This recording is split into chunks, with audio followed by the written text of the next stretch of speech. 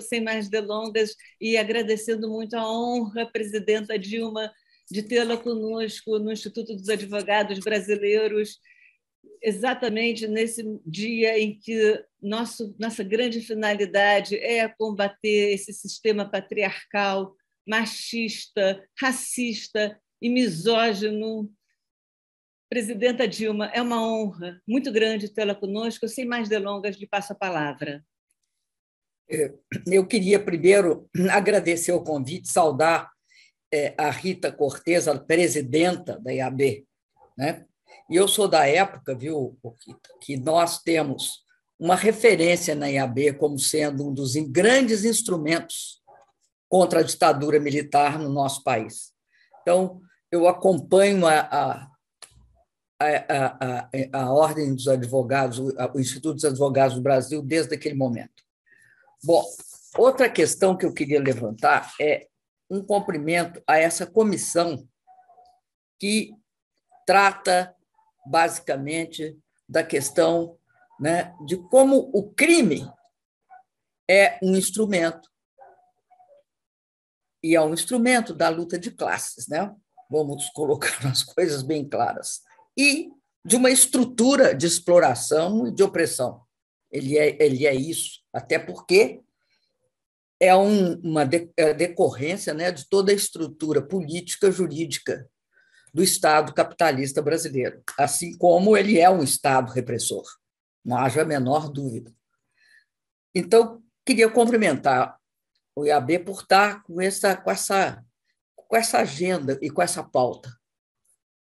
Queria dizer que eu conheço bem a Elizabeth Acorta, porque nós, eu acho, nos últimos 20, 25 anos, superamos aquela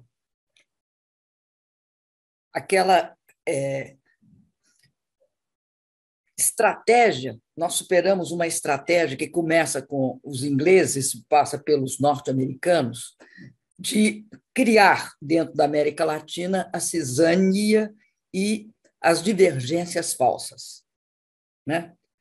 E superamos isso estabelecendo uma relação muito estreita com os governos do presidente Néstor Kirchner, da presidenta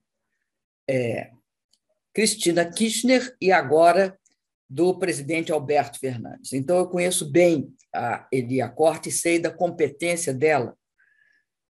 Não sabia que ela era uma criminologista, vejam vocês. Eu conheço a competência dela na luta das mulheres, do que ela chamou hoje de manifestações calerreiras.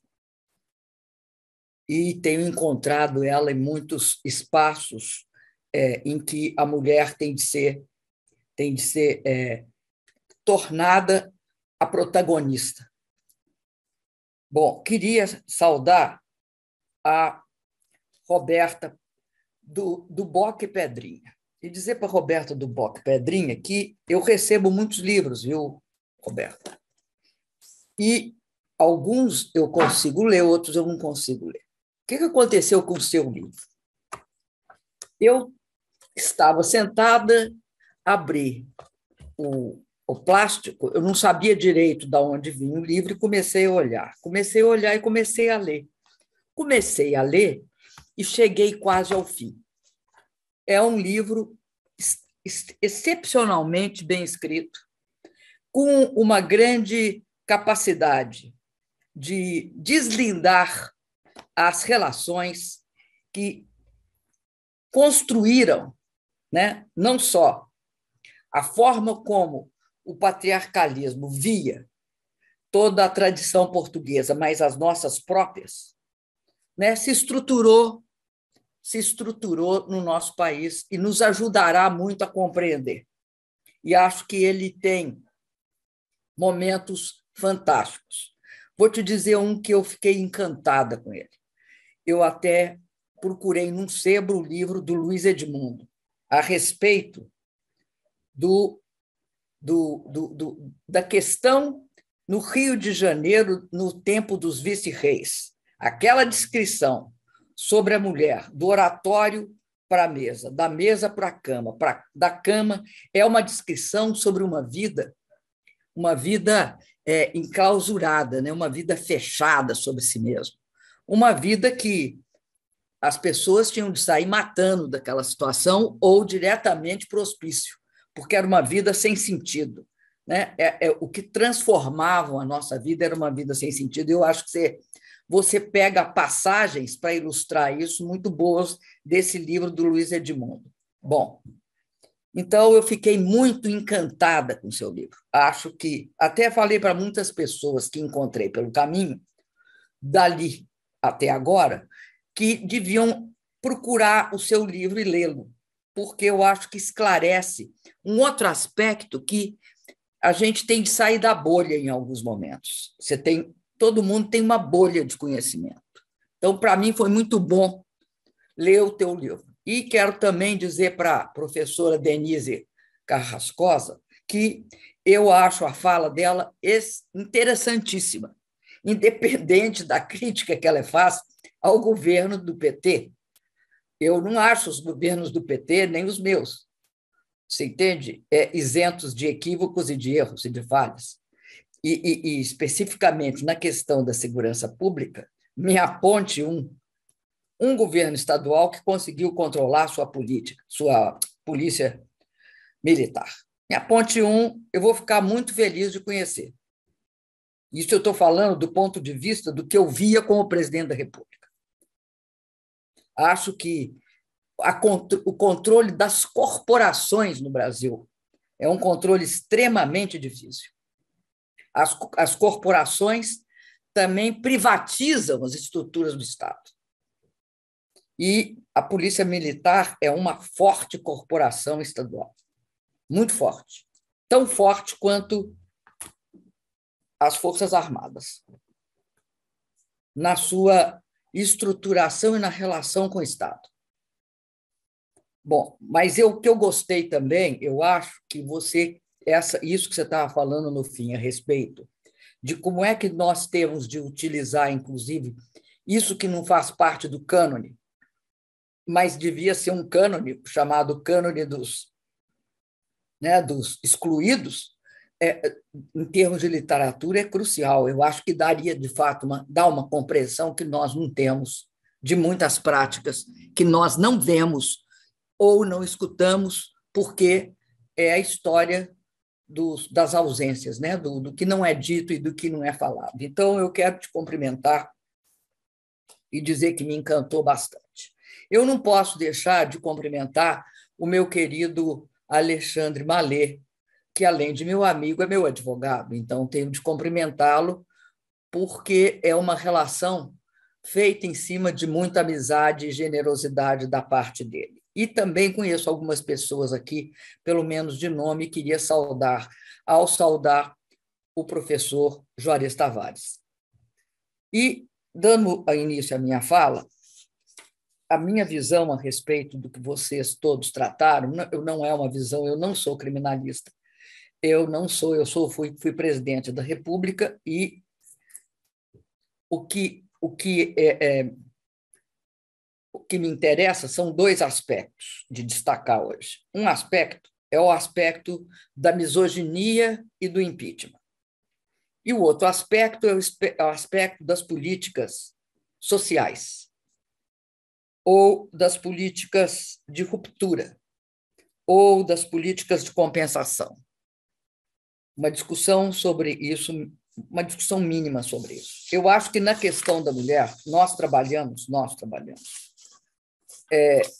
com uma compreensão de que 3 conceitos foram produzidos na luta das mulheres que eram importantíssimos para que nós deles nos apropriássemos para entender uma política pela igualdade de gênero e pela equidade, que era o conceito de gênero, o conceito de empoderamento e de transversalidade. O de gênero, porque era reconhecer que ninguém nasce do gênero mulher. O gênero mulher é uma construção sociocultural. Se a gente quiser, uma construção estrutural em que intervém a sociedade, o Estado, a família e a comunidade.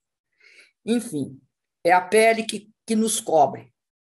Nós que nascemos, né, do sexo feminino, é uma pele que nos cobre e nos destina papéis, e mais do que papéis, um lugar de subordinação na sociedade. E daí a importância, né, para mim, de todo o estudo da Roberta a respeito que eu acho que a relação de gênero só pode ser entendida dentro de uma concepção do patriarcalismo. E de como o patriarcalismo está presente em todas as formações sociais, em todos os modos de produção, desde o tempo histórico.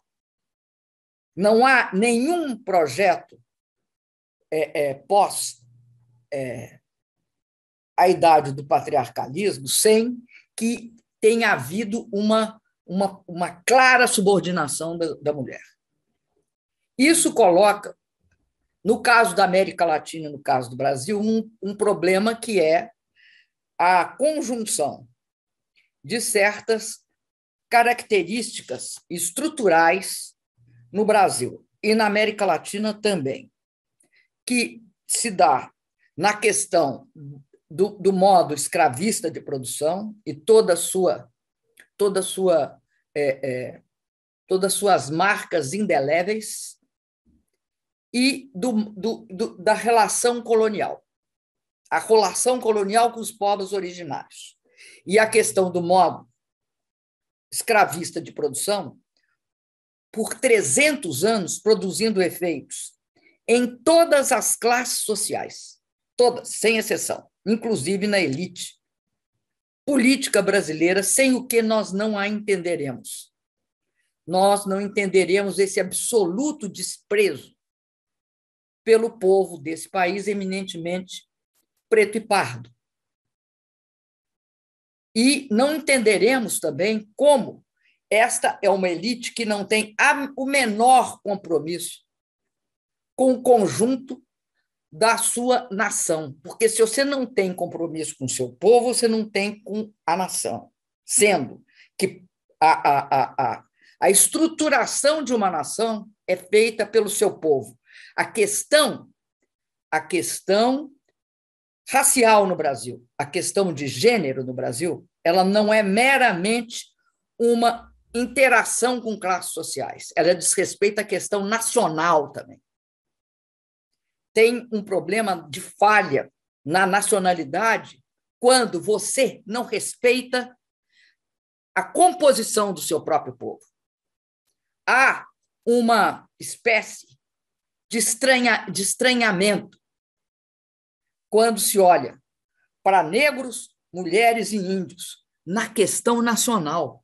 A questão nacional, se a gente achar que, em termos políticos, você tem de pensar numa questão social e popular, numa questão nacional e numa questão democrática, há que conceber que no Brasil você tem uma falha gravíssima na questão nacional.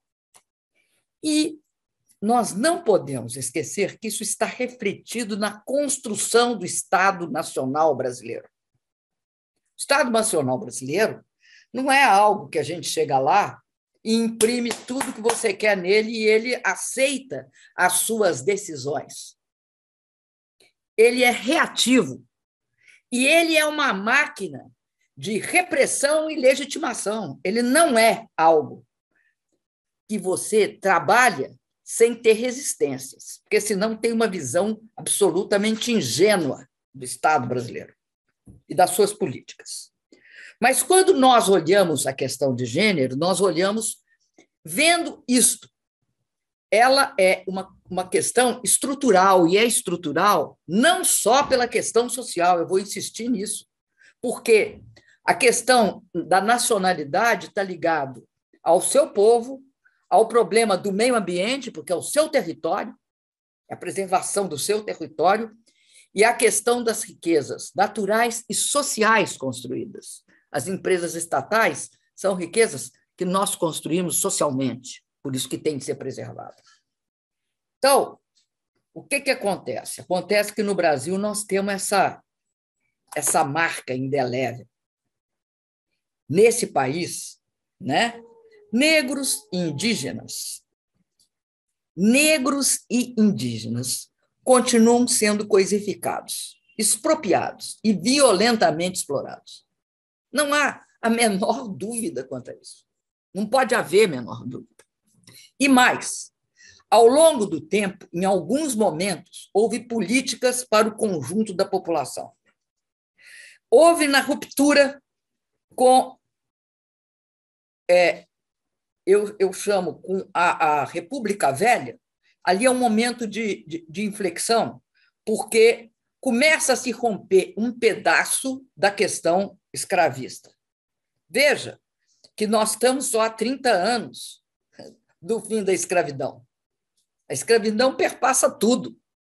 Aqui não teve a política americana, que também me disseram que era fajuta, de um cavalo e não sei quantos acres, 15 acres e um cavalo, que foi a política pós-independência, pós-fim, né, da escravidão nos Estados Unidos. Aqui não teve nada. Então, você tem uma política que perpassa toda a República, toda a nossa independência, mesmo pós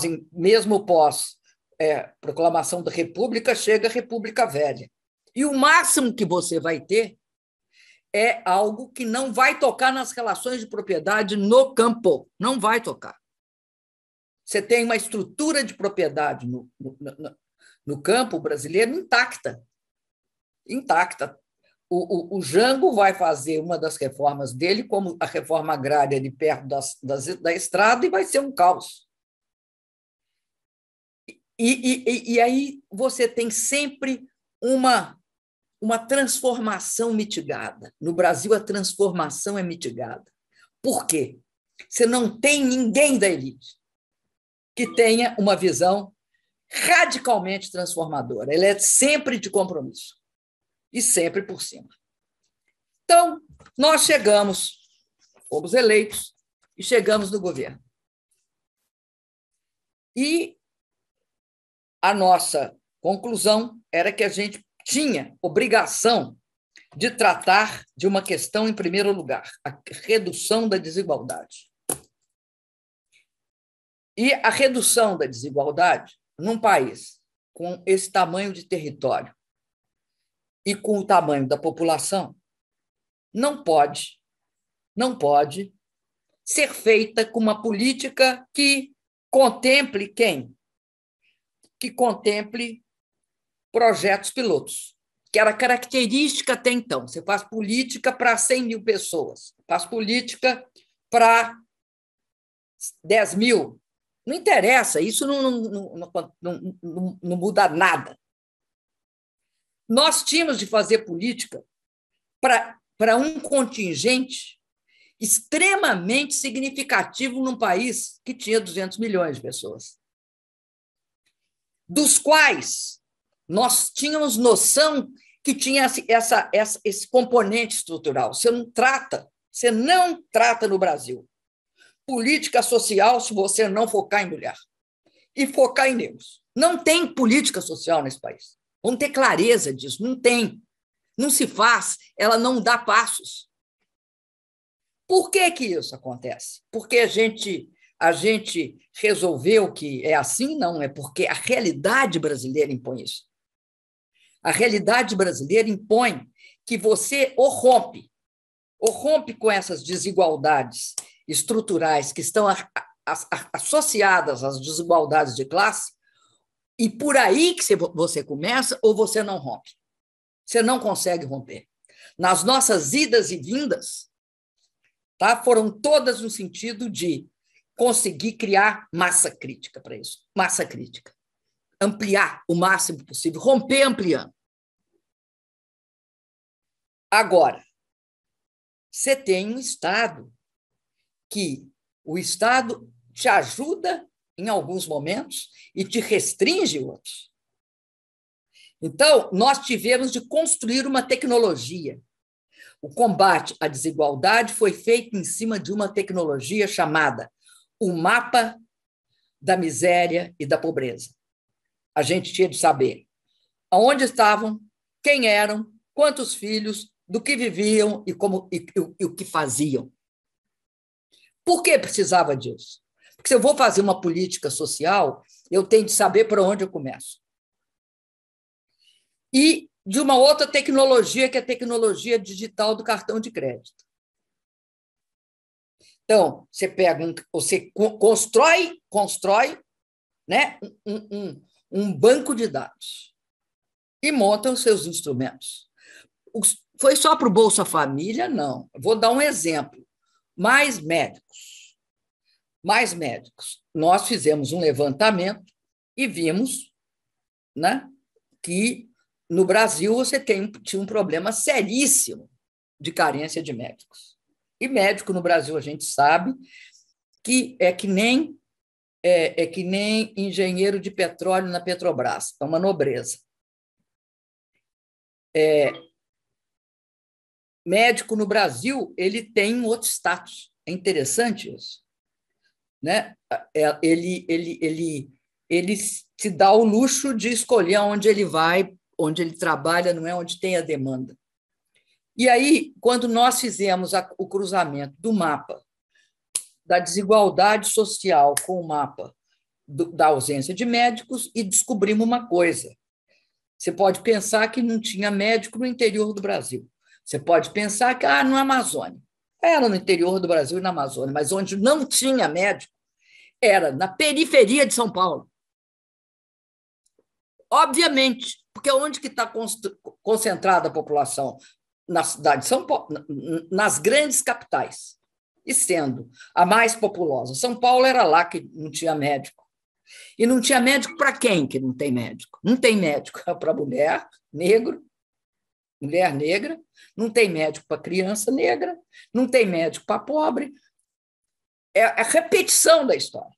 Em todos os lugares é essa repetição da história. Aí, eu quero dizer o seguinte, eu tô pegando um aspecto, porque tem outros aspectos, né? Tem outro aspecto, por exemplo, a questão educacional. Na questão educacional, as cotas, o que aconteceu com as cotas foi um troço, um absurdo de manifestação racista, porque nas cotas a manifestação não era contra as pessoas de mais baixa renda, era contra a gente colocar negros e indígenas. Os indígenas não aparecem tanto no racismo, mas eles são objetos de um racismo real e concreto. Se você for olhar maior número de desempregados, pode bater aí, é mulher e é indígena. Depois é que é mulher negra. Depois é mulher. Aí depois vem eu acho, o homem negro, eu não tenho certeza se hoje está mais do que mulher branca ou menos que mulher branca, mas se tiver, é um pouco menos. Então, o que eu quero dizer com isso é que nós tivemos uma... Eu falo isso porque é o seguinte, não é possível a gente esperar que o Estado se democratize sem grandes processos de mudança social, de organização social, no sentido que aquele italiano dizia que organizar é criar estratégias de transformação. Organizar em termos populares ou em termos políticos é isso, é criar estratégia de transformação em grupos que as pessoas se troquem compreensão do mundo, visão de mundo. Então, o que eu quero dizer é o seguinte, uma parte disso está completamente cancelado pelo governo Bolsonaro. Outra parte as pessoas carregam e mantêm. O processo de destruição é muito grande no Brasil.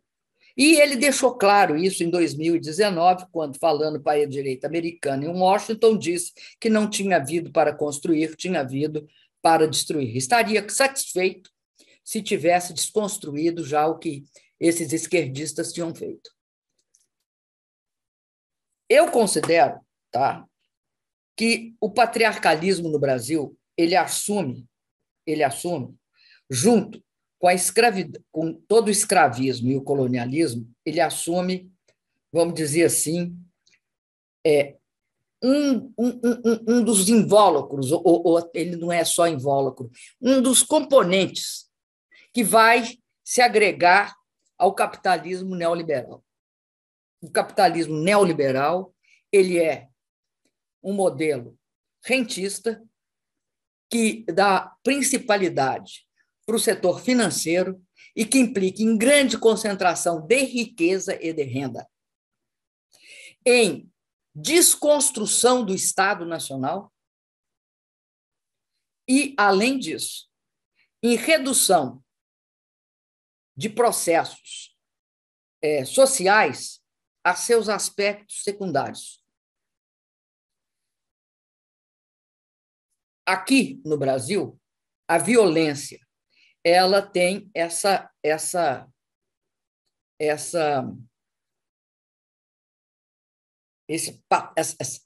paternidade. Ela é filha da escravidão, do colonialismo e do patriarcalismo. Mas, dominantemente hoje, ela é filha do neoliberalismo. O neoliberalismo é extremamente violento, com formas diferenciadas de violência. E uma das formas é a intervenção direta, como fizeram em Cuba, através de sanções econômicas, e fizeram na Venezuela. Estou falando aqui da América Latina. Outra forma, essa sanção econômica é usar o peso do dólar, a força do dólar, como até um bem público, na medida que ele define todas as relações. Essa é uma forma de violência. E ela mata, tem um cálculo que ela matou ao longo da história, tá? Tanta gente como as bombas jogadas, por exemplo, na Primeira Guerra Mundial. Essas formas de bloqueio econômico, têm um objetivo, claro, ninguém aqui é ingênuo, ela atinge a população naquilo que a população tem de mais importante, que é a sua sobrevivência. É isso que ela faz. Então, é uma forma bastante violenta. A segunda forma, que foi muito usada aqui na América Latina, foram os golpes de Estado ditatoriais, que nós conhecemos todas, porque vivemos esse período. Talvez vocês não, porque são bem mais novos do que eu. Mas eu não só vivi, como assisti também os processos repressivos, que algumas aqui falaram, eu assisti do ponto de vista, por exemplo, tortura. Vamos conversar sobre tortura? Tortura, tanto de políticos como dos presos comuns, ela tem uma raiz, né, gente? Eu achava que o pau de arara era uma invenção da Guerra da Argélia, misturada com uma herança da Gestapo, mais uma formação lá do Panamá, da escola lá de alto comando do Panamá. Até que eu, vendo um conjunto de obras do Debré, do Segundo Império, vi um negro no chão, no pau de arara. Então, o componente de violência que tem na nossa sociedade, quando você considera que as pessoas são coisas, além da condição sexual, no caso da mulher, sexualiza até, aliás, coisifica até o seu sexo, né? Assim uma absorção total. Esse componente de violência, ele se agrega ao componente do neoliberalismo. E aí você vai ver uma outra questão, são métodos diferentes de ação, porque também fazem parte para momentos em que algumas, vamos chamar, conquistas liberais da democracia, sendo a democracia filha de toda uma corrente liberal e de uma corrente popular e democrática, né? A democracia é isso, é uma democracia liberal e uma democracia de fundo, de soberania popular, que se unem num determinado momento da história do mundo. Mesmo considerando que houve avanços nesse aspecto, ele exige esses avanços, que não seja uma violência aberta, que a violência assuma formas disfarçadas. Quando não dá, você abre a violência de forma explícita. Mas, em princípio, é uma violência fechada. Então, vamos conversar sobre Mamãe Falei. Mamãe Falei. Arthur Duval. O que o Arthur Duval falou sobre as mulheres ucranianas, mostra uma visão absolutamente degenerada, fascista da vida. O que se faz na guerra? Se estupra porque são frágeis e pobres. Ocorre que o Mamãe Falei vem do MBL. Ocorre que o MBL, durante todo o meu processo de impeachment, me chamava de burra, louca, prostituta, que devia voltar para casa, que devia ser retirada a pontapés ou vender jequiti, ou plantar jequiti. Eu nunca sei, já me explicaram o que é jequiti, eu já esqueci. Bom, alguém abriu a boca na gloriosa imprensa desse país para protestar contra Mamãe Falei, Arthur Duval? Não era o que seus editores queriam. Então, há uma dupla moral, sempre. O neoliberalismo funciona com dupla moral. Eternamente ele funciona com dupla moral. E aí, qual é a alegação principal deles? Qual é a discussão principal durante o meu impeachment? Não é golpe de Estado. A duplicidade está aí. Utiliza-se todos os mecanismos de golpe de Estado. Como respeita-se formalmente a legislação, o aspecto formal não é golpe de Estado. E é interessante que, em relação a mim, o que eles criminalizam? Como não podiam criminalizar outras coisas, eles escolhem uma coisa estratégica para criminalizar, que é o uso do orçamento público como um desígnio do presidente. Ou seja, o presidente não podia ter... Eles começaram questionando as políticas sociais. Como viram que ia dar rolo, passaram a questionar o quê? O financiamento à agricultura, feito pelo Banco do Brasil, que eu não encostava o dedo, porque é uma lei de 1987. Então, é interessante porque este mecanismo de que eles tentam criminalizar o uso da política econômica para ser um elemento de anticíclico, de impedir crise, porque você vive num sistema que a crise é cíclica. Esse negócio que não vai ter crise é mentira. A crise é cíclica nesse sistema. Então, criar mecanismos para impedir que você use elementos contra a crise é o caminho mais fácil, você entende, para o pato. Eu não quero pagar o pato e pato amarelo no meio da avenida,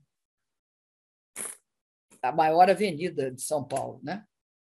Com o pato amarelo da USP, da Fiesp.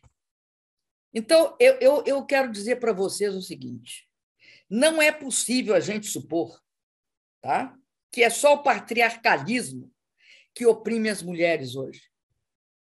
Sabe por que não é? Por causa do seguinte: se a gente queria usar a educação como um dos passaportes nossos para o futuro, como uma forma de impedir tanto a miséria quanto a pobreza, mas também nos fazer mudar de patamar e atuar junto a um momento de expansão da nossa capacidade científica, tecnológica, de inovação, só tem um jeito: dinheiro na educação. Como é que você faz isso? E vamos lembrar que todos os programas educacionais, quem era a população que mais procurava esses programas eram as mulheres. Você pode olhar em todos, são acima de 54%. A participação das mulheres em todos. E alguns chegava a 67%, a 60%, né? Ciências Sem Fronteira tinha uma quantidade de procura das mulheres na área, que a Ciências Sem Fronteira foi para a área do STEM, Science, Technology, Matemáticas e Engineering. Foi para isso, Ciências Sem Fronteira, para fechar o gap. Mas se você quer isso, tem uma forma de você impedir que você mude o patamar da qualidade da formação, do trabalho, do acesso ao trabalho no Brasil, do emprego. É investir em educação. Agora, você não pode investir em educação porque qual é o método de impedir? O método de impedir chama-se austeridade. Esse é a forma pela qual se impede. A forma pela qual se impede aquilo que ela disse. Sabe por quê? Que aí você chega lá eu imagino isso, lá na Universidade da Bahia, Federal da Bahia, e todas as decisões a respeito de cotas, todas as decisões tomadas, elas não são cumpridas, a não ser que haja uma disponibilidade de recurso. Caso contrário, o que a direção vai optar? Vai optar para canalizar e sobreviver no que tem. Se você corta recurso, o que eles vão fazer? Tem de olhar o porquê que eles não cumpriram. Hein? Porque no dia seguinte que eu saí, vão lembrar o que eles fizeram? Teto de gastos. E aí, você olha todas as universidades brasileiras, eu fui umas 4 depois que eu saí, ali por 17, 18 e 19. Depois eu parei de ir. O que você escutava era, fundamentalmente, que não usava os recursos para todas as atividades que melhorassem a situação dos alunos, ou seja, todas as situações voltadas para garantir que os alunos tivessem uma certa diversidade estavam encerradas, porque não tinha direito de dinheiro para pagar a conta de luz. Era o que diziam. Agora, eu não sei o que aconteceu na Universidade da Bahia, fiquei aqui cogitando. Pode ser uma distorção também, né? Ninguém está livre de encarar uma distorçãozinha. Até porque você não faz, no governo federal, você não faz as pessoas adotarem as suas políticas no dia seguinte, não, viu? Creche de criança, tá? Nós criamos um mecanismo de controlar o dinheiro para a creche através do celular. Aí, um belo dia, o prefeito só recebia o dinheiro quando mandava uma foto para o sistema de controle daquele empreendimento. Tinha hora que era difícil saber que empreendimento era aquele, porque a fotografia podia vir de outro lado. Sabe como é que nós descobrimos que o dinheiro era para um lugar só e ele estava prestando conta para 3? Tinha um cachorro igual. Não é possível que o cachorro tivesse em todas as creches. E creche é uma questão fundamental no combate à desigualdade. Fundamental. Não tem outra forma de romper com a reprodução da desigualdade se você não investir em criança. Não existe. Você não salva uma geração se você não fizer isso. E agora nós temos uma geração comprometida por 10 milhões, com 19 milhões de pessoas passando fome. Sendo que famílias monoparentais, ou seja, chefiada por mulher, que monoparental é um jeito sofisticado de dizer que a chefe é mulher, essas famílias são as que sofrem de maior desemprego e, portanto, sofrem de perda de renda e, portanto, sofrem com a fome. Então, esse processo do Brasil, nós estamos nesse país. Esse país é o país da fome. É o país que expulsa 18 mil médicos, que nós fizemos isso para montar 18 mil médicos aqui, que atendia 63 milhões de pessoas, que no dia seguinte não tinham mais atendimento. É isso que ocorre. E aí eu quero falar uma outra coisa, quero falar uma coisa sobre meio ambiente. Na questão do meio ambiente, o desrespeito aos pequenos e às populações indígenas é uma das coisas mais graves do nosso país, porque ali é genocídio. E genocídio levado pela extração de minério, que agora ele está querendo, alegando a guerra russo-ucraniana e a falta de metais, porque são grandes produtores de ferro, são grandes produtores de paládio, de alumínio, são grandes produtores de titânio. Alegando isso, ele quer abrir as terras indígenas para a maior exploração possível, sendo que é bom vocês saberem que fertilizantes tem um lugar que tem muito fertilizante, sabe aonde? Debaixo do leito do rio Amazonas. Que, se deixar, esta é uma questão gravíssima para o país. Então, população indígena e meio ambiente estão indelevelmente ligados. Não há como ter uma política de meio ambiente que não contemple desmatamento ilegal zero já. Nós estávamos caminhando para desmatamento zero já.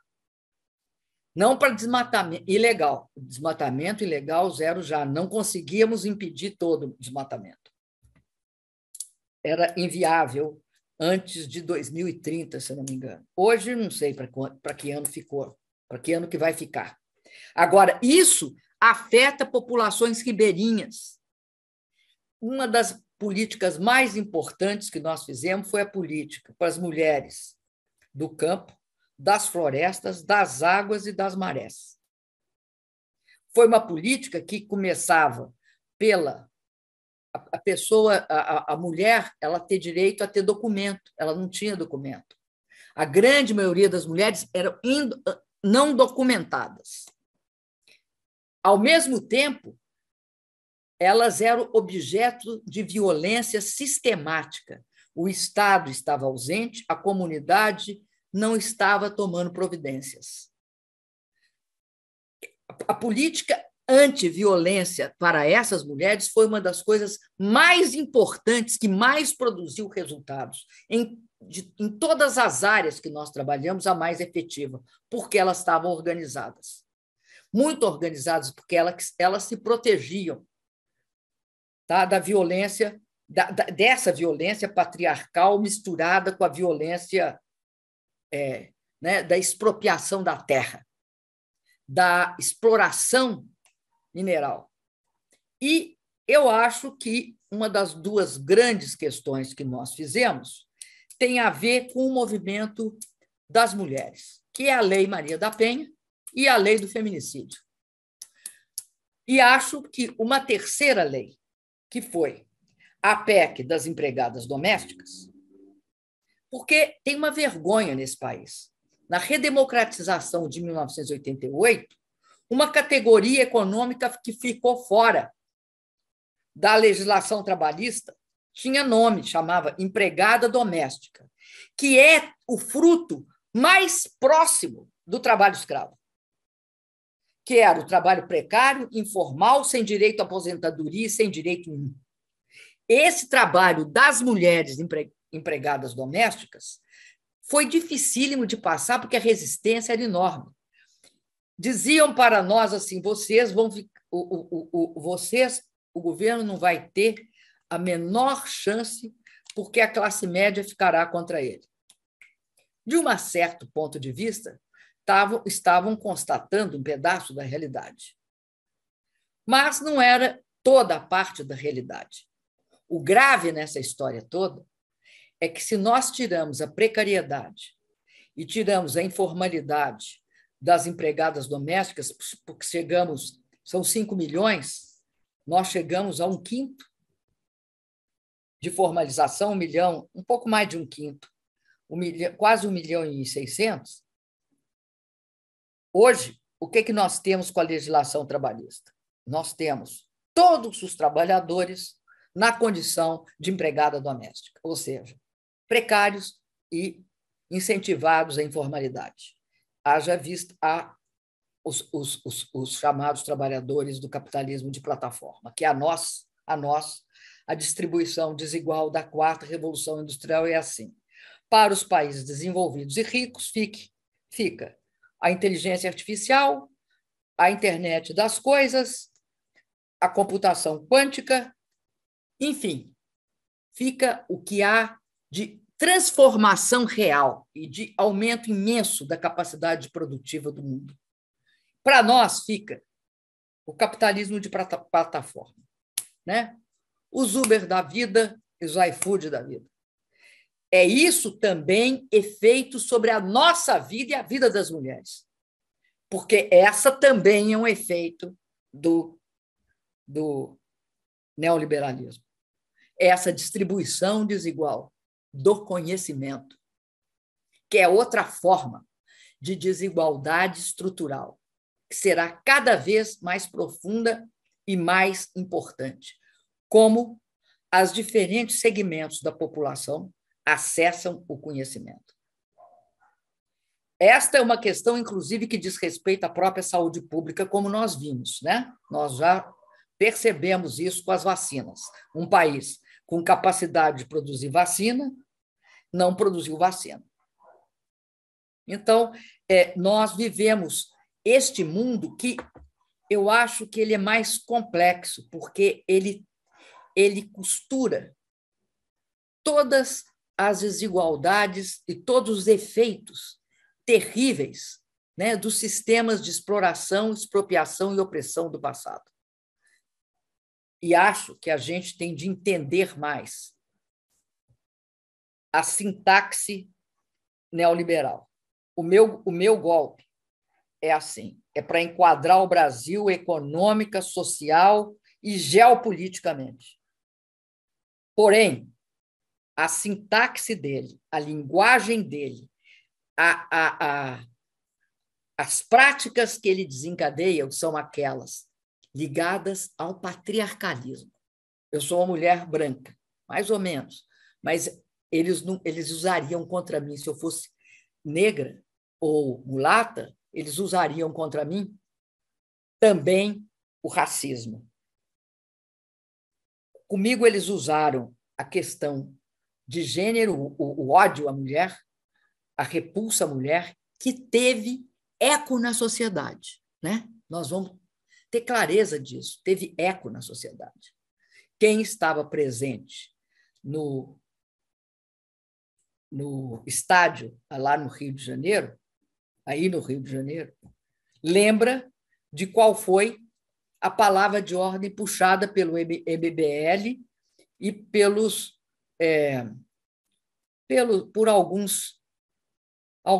por muitos golpistas de plantão do tipo do Aécio Neves. Então, nós temos um processo e temos de entender esse processo. Acho que é fundamental olhar a história, mas também é fundamental olhar o presente e olhar para onde nós estamos indo, para onde este país está indo. E lembrar sempre isso. Nunca se trata só de uma questão social de classe, se trata também de uma questão nacional. Por isso, esse país, se não tiver essa valorização do seu povo, ele passa a ser um país passível de ser submetido. A nação passa a ser passível de ser submetida. E aí a situação fica um pouquinho mais grave para ser alterada. E os recursos da violência são maiores. Pode ter certeza que serão maiores. Eu acredito na transformação. Acredito que o ano de 2022 pode marcar um momento de virada. Agora, não se vira nesse país só com ganho de eleição. Ou todo mundo se organiza no sentido do italiano, que é o Gramsci, e faz organizações visando construir uma força estratégica de transformação, né, cada um na sua área, sem respaldo, você não tira os orçamentos secretos da vida. Vai continuar tendo orçamento secreto. Do meu momento até hoje, vocês não têm ideia do que aconteceu com o orçamento do país. Foi privatizado. Em nenhum país parlamentarista, um deputado ou um senador destina 500 milhões para um lugar sem critério algum, em nenhum. Pode saber que o aparato institucional da Angela Merkel era similar a qualquer país presidencialista. O aparato, o Estado é similar. Isso não significa que em nenhum momento um deputado define a direção do gasto. E aí, se não tiver maioria parlamentar, senhoras queridas, meninas e moças e jovens e senhoras mais velhas, eu sei que eu encabeço a lista. Nós precisamos de representação de mulher no parlamento. Nós precisamos de ter gente que destina dinheiro para o Disque 180. Não deixe o Disque 180 acabar. Hoje, o Disque 180 se dirigiu ao Disque 100, e os dois juntos gastam menos que gastavam o Disque 180, que é a denúncia da violência contra a mulher. Todos os sistemas que garantiam o aborto por as razões legais do aborto foram desmontados, todos. E por aí vai, né? Por aí vai. Então, esta é uma questão também crucial. Há que controlar isso, porque senão não tem alteração na nossa vida. E aí tem uma parte que não cabe ao Estado, cabe a nós. Só uma presidenta não faz verão, viu, companheiras? Ajuda muito, pode ter certeza, mas não resolve, principalmente não impede golpes. Por isso, eu acredito que é fundamental que participem, organizem-se, influam, discutam. Vocês sabem muito. Levem para as outras mulheres. A Roberta Pedrinha, a Denise Carascosa deram para nós aqui verdadeiras aulas no sentido de mostrar sentido no que acontece conosco. Porque dar sentido às coisas é fundamental. Não existe transformação se você não compreende por quê. Né? Para transformar, precisa de compreender. Então, peço encarecidamente, e quero dizer isso, para mim foi muito importante escutar a Denise, escutar a Roberta. E quero falar, a Elia Corta está lá na rua, viu? Deve estar lá na rua. Ela é peronista. Antes de tudo, ela é peronista. Não vamos criminalizar a política, não. E peronista lá significa um nível elevado de mobilização e de organização. Elevado. Aqui não tem nada parecido. Um abraço para vocês.